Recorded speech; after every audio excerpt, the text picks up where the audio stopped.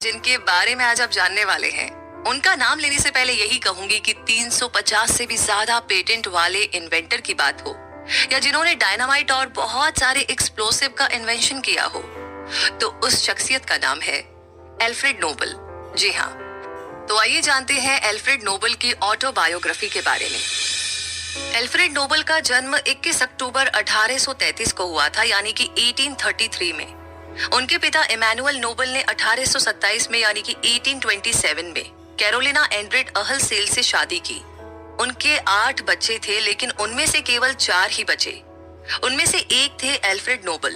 उनका परिवार 17वीं सेंचुरी के टेक्निकल जीनियस ओलोफ रुडबैक का वंश है।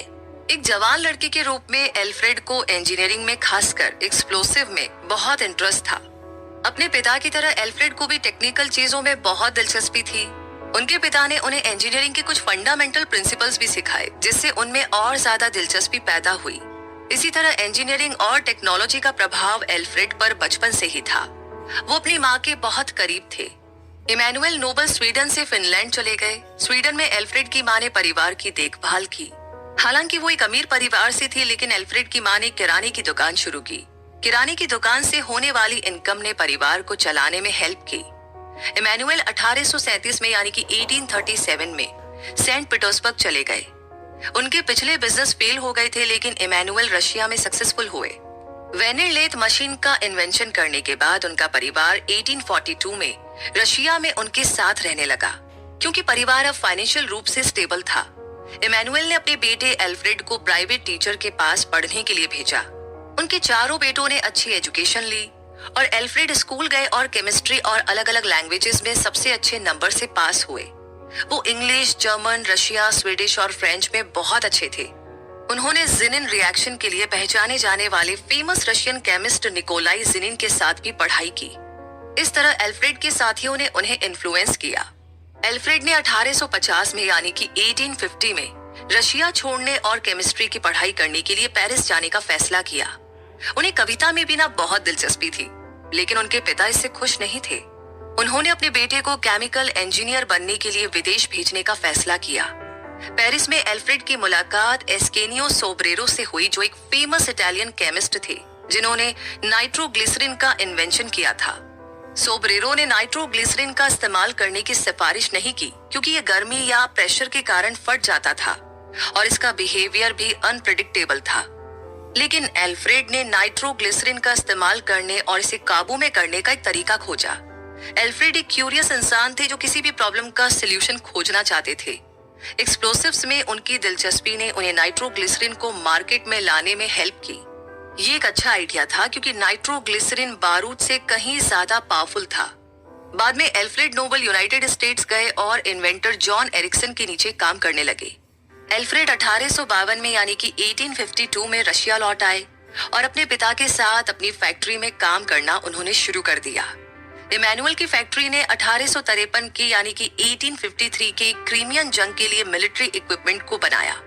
जंग के बाद कंपनी दिवालिया हो गई, क्योंकि वो उतने अच्छे स्टीम बोट मशीनरी नहीं बना पा रही थी जितनी अच्छी मिलिट्री इक्विपमेंट बनाती थी। इस तरह एल्फ्रेड के शुरुआती सालों में काफी उतार चढ़ाव बना रहा। इस तरीके से उनके बिजनेस के चरमरा जाने के बाद एल्फ्रेड और उनके माता पिता स्वीडन लौट आए। एल्फ्रेड के भाई लुडविग और रॉबर्ट रशिया में ही रह गए, ताकि उनके पारिवारिक बिजनेस में जो कुछ भी बचा है उसकी देखभाल की जा सके। स्वीडन में एल्फ्रेड ने अपने पिता की प्रॉपर्टी में अपनी छोटी लेबोरेटरी में एक्सप्लोसिव पर काम करना शुरू किया। उस दौरान माइंस में इस्तेमाल होने वाला इकलौता एक्सप्लोसिव गन पाउडर था। नाइट्रोग्लिसरिन एक बहुत ही शक्तिशाली एक्सप्लोसिव था, लेकिन इसका इस्तेमाल करना सेफ नहीं था। हालांकि एल्फ्रेड ने एक फैक्ट्री की शुरुआत की जो नाइट्रोग्लिसरिन बनाता था। उन्होंने एक्सप्लोसिव को सेफ बनाने के तरीके खोजने के लिए भी रिसर्च करना शुरू किया। 1863 में यानी कि 1863 में एल्फ्रेड द्वारा एक डेटोनेटर बनाया गया था। ये एक लकड़ी का प्लग था जिसे नाइट्रोग्लिसरिन चार्ज में डाला गया था, जिसे एक मेटल के कंटेनर में डाल दिया गया। उन्होंने 1865 में एक बेहतर डेटोनेटर भी बनाया, जिसे ब्लास्टिंग कैप कहा जाता था।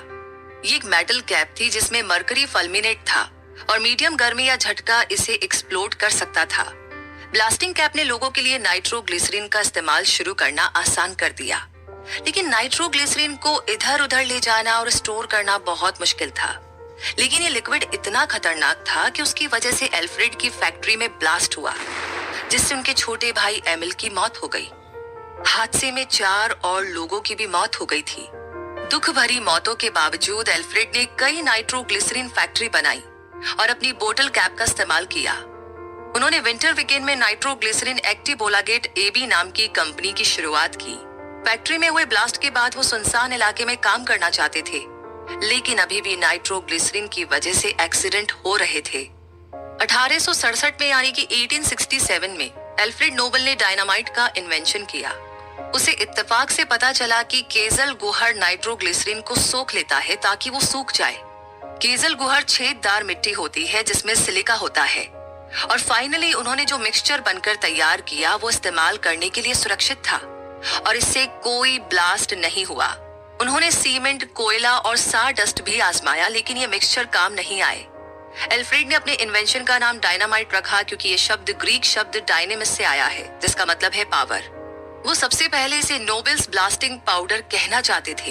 ये बहुत ही काम में आया और नोबेल को उनके इन्वेंशन के लिए 1867 में ग्रेट ब्रिटेन और यूनाइटेड स्टेट्स ने पेटेंट दे दिया। अब डायनामाइट का इस्तेमाल खुदाई, सुरंगों को नष्ट करने, रेलवे और सड़कों को बनाने के लिए किया जाने लगा। ये आमतौर पर कार्डबोर्ड सिलेंडर के रूप में बेचा जाता था। अपने इन्वेंशन के कारण एल्फ्रेड नोबल दुनिया भर में मशहूर होने लगे। आज साउथ अफ्रीका और अमेरिका डायनामाइट को बनाने वाले सबसे बड़े देश है। डायनामाइट के इस्तेमाल के लिए दुनिया भर में लाइसेंस की जरूरत होती है। पूरे यूरोप में एल्फ्रेड ने डायनामाइट को बनाने वाले कारखानों का एक नेटवर्क बनाया। उन्होंने अपने सामान को भी बड़े तौर पर बेचा। लेकिन एल्फ्रेड भी डायनामाइट के बेहतर रूप की तलाश में थे। वो एक परफेक्शनिस्ट थे और चाहते थे कि उनका सामान सबसे बेहतर हो, जिसे सेफ एक्सप्लोसिव के रूप में इस्तेमाल किया जा सके। 1875 में यानी कि 1875 में ब्लास्टिंग जिलेटिन नाम का डायनामाइट, जो ज्यादा मजबूत था, का इन्वेंशन किया गया। उन्होंने 1876 में ब्लास्टिंग जिलेटिन का पेटेंट लिया और एक बार फिर से एक्सपेरिमेंट के दौरान एल्फ्रेड ने पाया कि नाइट्रोग्लिसरीन और नाइट्रोसेल्यूलोज को मिलाने से एक ठोस सामान बनता है। नाइट्रोसेल्यूलोज बहुत ज्यादा धधकने वाला रोएदार कंपाउंड है और रिजल्ट ये था कि इससे बनने वाला प्लास्टिक मटेरियल बाकी डायनामाइट के कंपैरिजन में ज्यादा वाटर रेजिस्टेंस और बहुत ही मजबूत थे। इसे दुनिया भर में खुदाई के लिए अपनाया गया था, जिससे एल्फ्रेड को काफी पैसा मिला, लेकिन इससे उनकी सेहत पर भी बहुत बुरा असर पड़ा। 1887 में यानी कि 1887 में बैलिस्टाइट का इन्वेंशन किया गया था। ये एक नाइट्रोग्लिसरीन पाउडर था जिससे धुआं नहीं निकलता था। इसी से कॉर्डाइट बनाया गया, जो धुआं ना छोड़ने वाला एक तरह का बारूद था। हालांकि नोबल के पास डायनामाइट और कई और एक्सप्लोसिव्स के इन्वेंशन के लिए पेटेंट था, लेकिन उन्हें लगातार उन कंपटीशन से परेशान होना पड़ रहा था जिन्होंने इनके तरीकों को चुरा लिया था। इस बीच रशिया में एल्फ्रेड के भाइयों ने बाकू के पास तेल के खेतों की खोज की और अमीर और खुशहाल बन गए। उन्होंने ब्रैनोनेल नाम की बहुत बड़ी तेल की कंपनी खोली। कंपनी अजरबैजान में चलाई गई और दुनिया की सबसे बड़ी तेल कंपनियों में से एक बन गई। एल्फ्रेड के इन्वेंशन और उनके भाई की कंपनियों के कारण एल्फ्रेड नोबल एक अमीर आदमी बन गए। उन्होंने अपने भाई की तेल कंपनियों में भी इन्वेस्ट किया। 1893 में यानी कि 1893 में उन्होंने स्वीडन के बोफोर्स में लोहे का एक कारखाना खरीदा। इसे बोफोर्स आर्म्स फैक्ट्री बनाने के लिए और बढ़ाया गया। नोबल के नाम पर और भी कई इन्वेंशन थे, इनमें आर्टिफिशियल रेशम और लेदर शामिल थे। अलग अलग देशों में एल्फ्रेड लगभग 350 पेटेंट पाने में सक्सेसफुल रहे। उन्होंने लगभग 90 कारखानों को बनाया जो हथियारों को बनाते थे। हालांकि एल्फ्रेड नोबल को शांतिवादी माना जाता है, जिन्हें जंग पसंद नहीं थी। उन्हें उनके इन्वेंशन के लिए royal Swedish academy of sciences के मेंबर के रूप में भी चुना गया था।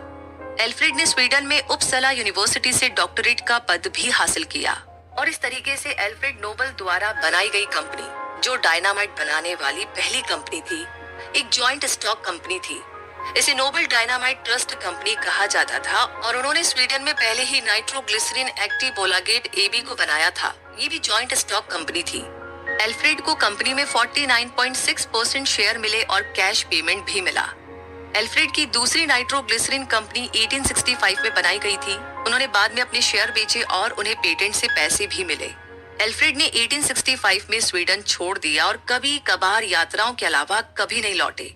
जर्मनी में उन्होंने अधिकारियों से परमिशन लेने के बाद क्रमल में एक कारखाना खोला। उनकी 2 स्वीडिश व्यापारियों ने मदद की जिन्होंने उन्हें काम करने के लिए एक जगह भी दी।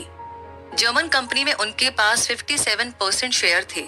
एल्फ्रेड 1866 में अमेरिका गए। वे खास तौर पर अपने पेटेंट को बचाने के लिए गए थे, लेकिन बाद में उन्होंने वहां पर एक और नाइट्रोग्लिसरीन कंपनी खोली। उन्हें $10,000 कैश और 25% पेटेंट ट्रांसफर करने के लिए मिले।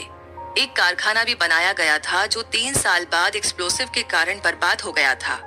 कंपनी ने आखिर में प्रोडक्शन बंद कर दिया और आगे 1868 में नोबेल इंग्लैंड गए और कई जगह घूमे। उन्होंने अलग अलग जगहों पर अपनी बनाई हुई चीजों को दिखाया। उन्होंने मीडिया को अपनी चीजें कमर्शलाइज करने के लिए बुलाया। इस तरीके से बातचीत 3 साल तक चली और ब्रिटिश डायनामाइट कंपनी लिमिटेड की स्थापना 1871 में हुई, यानी कि 1871 में। एल्फ्रेड के पास कंपनी के आधे शेयर थे। 1869 में नोबेल फ्रांस में पॉल बॉब नामक एक शख्स से मिले। उसके बाद पॉलिस में एक और कारखाना बनाया गया। अपने बाद के सालों में एल्फ्रेड ने स्वीडन में कंपनी बोफोर्स खरीद ली। सौदे के एक हिस्से में एक हवेली भी शामिल थी जिसका इस्तेमाल वो सिर्फ गर्मियों के दौरान करते थे। उनकी सभी कंपनियों से प्रॉफिट हो रहे थे। प्रोडक्शन और एक्सपोर्ट के मामले में जर्मन कंपनी सबसे अच्छी साबित हुई। स्विस और इटालियन कंपनीज को कोई भी फायदा नहीं हुआ। फ्रांसीसी कंपनी को फायदा कमाने में टाइम लगा। स्पेनिश कंपनी शुरू से ही सक्सेसफुल रही थी और ब्रिटिश कंपनी तो एक छोटी सी कंपनी थी। उनकी कई कंपनियों को डायनामाइट बनाने वाली कई कंपनियों से कड़े मुकाबले का सामना करना पड़ा। इस तरह एल्फ्रेड नोबेल कभी भी मार्केट में डायनामाइट पर मोनोपोली यानी इकलौता अधिकार हासिल नहीं कर सके। 1888 में यानी कि 1888 में कांस का दौरा करते समय एल्फ्रेड के भाई लुडविग की मौत हो गई। एक फ्रांसीसी अखबार ने गलती से एल्फ्रेड के लिए एक शोक संदेश छाप दिया। शोक संदेश ने उनके इन्वेंशंस के लिए उनकी बुराई की और कहा कि मौत का सौदागर मर चुका है। ये भी लिखा था कि जो इंसान तेजी से लोगों को मारने के तरीके खोजकर अमीर बना। इससे एल्फ्रेड परेशान हो गए क्योंकि वो इस बारे में चिंतित थे कि उनकी मौत के बाद उन्हें इस तरीके से याद किया जाएगा। ऐसा माना जाता है कि यही कारण है कि एल्फ्रेड ने नोबेल प्राइज की शुरुआत की। वो इस घटना से बहुत आहत हुए थे। वो चाहते थे कि लोग उन्हें जनता की सेवा करने वाले के रूप में याद करें। 1895 में यानी कि 1895 में एल्फ्रेड ने अपनी अंतिम वसीयत पर सिग्नेचर किए और नोबेल प्राइज की शुरुआत करने के लिए अपनी प्रॉपर्टी का एक बड़ा हिस्सा अलग रखा जो लोगों को हर साल दिया जाना था। ये prize physical science, chemistry, physiology और विश्व शांति के लिए कुछ इंटरनेशनल सेवा के लिए दिए जाने थे। प्राइज के लिए नाम लिखने का काम नोबेल कमेटी द्वारा लगभग 3000 लोगों के लिए किया जाता है। एक रिपोर्ट तैयार की जाती है जो बताती है कि लोग किस फील्ड में सबसे अच्छे हैं और मैक्सिमम वोट का फैसला विनर का नाम तय करता है। प्राइज पाने वालों को एक गोल्ड मेडल और 10 मिलियन स्वीडिश क्रोना दिया जाता था। एल्फ्रेड ने अपनी वसीयत में लिखा था कि पैसा डिस्कवरी और इन्वेंशन के लिए जाना चाहिए, लेकिन साइंस और टेक्नोलॉजी के बीच ठीक से फर्क नहीं बताया। इस कारण से पैसा इंजीनियर्स की तुलना में साइंटिस्ट के पास ज्यादा गया। स्वीडन के सेंट्रल बैंक ने छठे प्राइज की शुरुआत करने के लिए अपनी 300 एनिवर्सरी पर एक बड़ा अमाउंट डोनेट किया। ये प्राइज इकोनॉमिक्स एरिया में एक्सीलेंस के लिए दिया जाना था। नोबेल प्राइज के खिलाफ बहुत बुराइयां भी हुई है और कमेटी पर अक्सर किसी एक की साइड लेने का और पॉलिटिकल एजेंडा चलाने का आरोप लगाया जाता रहा। नोबेल प्राइज के खिलाफ एक बड़ी आलोचना ये है कि महात्मा गांधी को विश्व शांति में उनके योगदान के लिए नोबेल प्राइज नहीं मिला।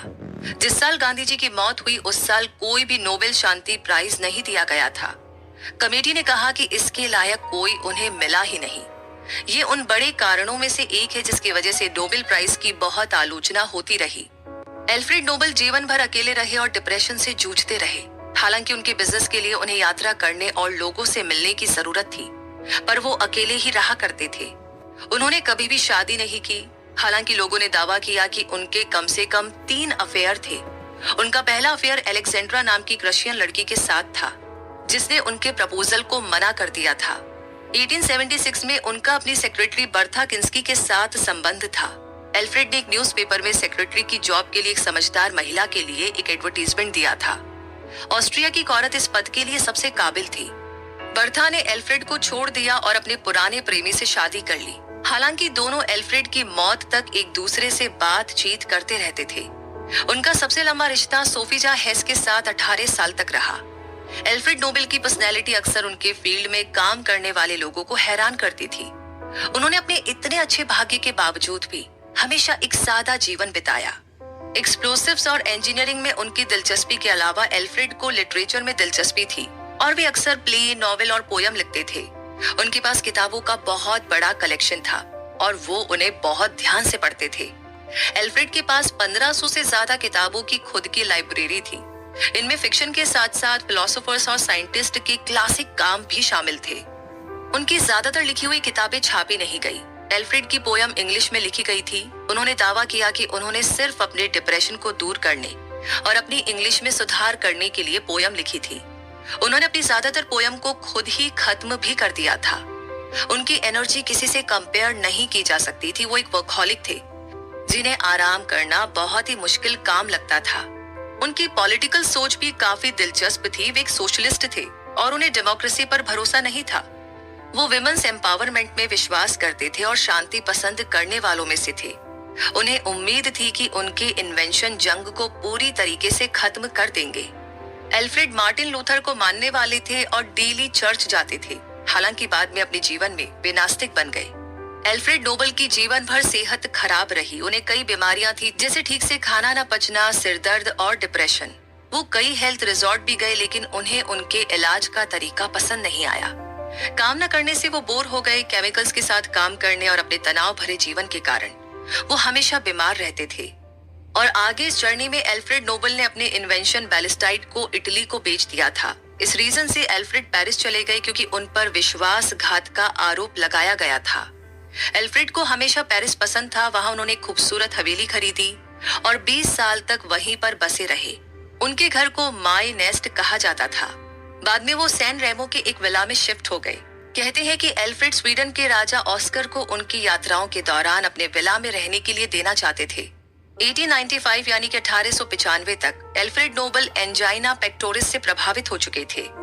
दिल की और खून के बहने में कमी के कारण उन्हें सीने में दर्द शुरू हो गया था और 90 के दशक की शुरुआत में उनका डिप्रेशन भी गहरा होने लगा। अपने आखिरी सालों के दौरान एल्फ्रेड ने कई प्ले और नॉवेल लिखे। उन्होंने द पेटेंट बेसिलस नाम का एक प्ले लिखा और साथ ही नोवेल पर भी काम करना शुरू किया। और इस तरीके से इस जर्नी में चलते चलते 1986 में एल्फ्रेड की इटली के सैन रेमो में एक स्ट्रोक के कारण मौत हो गई। उन्हें लकवा मार गया था और दोपहर 2 बजे उनकी मौत हो गई। उनका अंतिम संस्कार बहुत ही साधारण तरीके से किया गया। स्वीडन के स्टॉकहोम में बड़े तरीके से उनका अंतिम संस्कार किया गया। एल्फ्रेड को स्टॉकहोम में नोरा बिग्रवेनिंग्स प्लात्सन में दफनाया गया। एल्फ्रेड का विला बेच दिया गया और उसे कल्चरल और साइंटिफिक कामों के लिए इस्तेमाल किया जाता है। बाद में उस विला और बगल में जो लेबोरेटरी थी उसे जनता के लिए एक म्यूजियम में बदल दिया गया था। जब उनकी वसीयत खोली गई तो वो बड़ी ही चौंकाने वाली थी। ऐसा इसलिए था क्योंकि उन्होंने अपना पैसा नोबेल प्राइज की शुरुआत करने के लिए छोड़ दिया था। एल्फ्रेड ने लगभग 250 मिलियन अमेरिकी डॉलर छोड़े थे जो बाद में नोबेल प्राइज के लिए इस्तेमाल किए गए। उनकी वसीयत एक तिजोरी में रखी गई है और इसे कभी भी जनता को दिखाया नहीं गया है। एक क्लब में 4 अजनबी लोग इस डॉक्यूमेंट के गवाह थे। 2 जवान इंजीनियर रगनार सोहलमैन और रुडोल्फ लिल जैक्विस्ट ने उनकी वसीयत को अंजाम दिया। रगनार सोहलमैन उनके असिस्टेंट थे। उन्हें कई मुश्किलों का सामना करना पड़ा क्योंकि कई देशों में अधिकारियों और उनके रिश्तेदारों ने वसीयत पर सवाल उठाए थे। उनके भतीजे और भतीजी उनकी प्रॉपर्टी के वारिस बनना चाहते थे। बहुत सारे स्वीडिश लोग भी नाराज थे क्योंकि नोबेल प्राइज को सभी देशों के लिए रखा गया था। उनकी मौत के 5 साल बाद पहला नोबेल प्राइज दिया गया था। नोबेल म्यूजियम नाम का एक म्यूजियम 2001 में स्वीडन में बनाया गया था। उस म्यूजियम में अलग अलग एग्जीबिशन लगाए जाते हैं। और इस तरीके से ये था एल्फ्रेड नोबल का सफर। और अब हम पहुंच गए हैं साथ ही इस समरी के कंक्लूजन पर। तो इस समरी ने आपको एक ऐसे शख्स के बारे में बताया जिन्होंने डायनामाइट इन्वेंट किया था। आपने एल्फ्रेड नोबल की निजी जीवन और इंजीनियरिंग में उनकी दिलचस्पी के बारे में जाना। आपको उनके इन्वेंशंस और उनके सभी पेटेंट के बारे में भी पता चला। इस समरी में अलग अलग फील्ड में एक्सीलेंस के लिए दिए जाने वाले सबसे बड़े प्राइज नोबेल प्राइज की शुरुआत के बारे में आपने जाना। साथ ही साथ एल्फ्रेड नोबल ने इंटरनेशनल सोसाइटी में कैसे अपना योगदान दिया, ये भी आपने जाना। इस समरी ने आपको एक ऐसे शख्स के बारे में बताया जिनके नाम 350 से ज्यादा पेटेंट है। तो इसी के साथ इस ऑटोबायोग्राफी की जो जर्नी है वो यहीं पर कंप्लीट होती है। कैसी लगी आपको ये समरी? कमेंट बॉक्स में लिख करके जरूर शेयर कीजिएगा। एल्फ्रेड नोबेल की कौन सी बात आपको बहुत अच्छी लगी, किस इंसिडेंट ने आपको इंस्पायर किया और आगे किन किन लोगों के बारे में आप जानना चाहते हैं, प्लीज हमें कमेंट बॉक्स में लिख करके जरूर बताइएगा। तो अपना प्यार, अपना सपोर्ट हमें यूं ही भेजते रहिए और मिलेंगे बहुत जल्दी ही नई समरी में, नई ऑटोबायोग्राफी में, नई कहानी। तब तक के लिए रखिए अपना बहुत सारा ध्यान, हमेशा खुश रहिए, मुस्कुराते रहिए।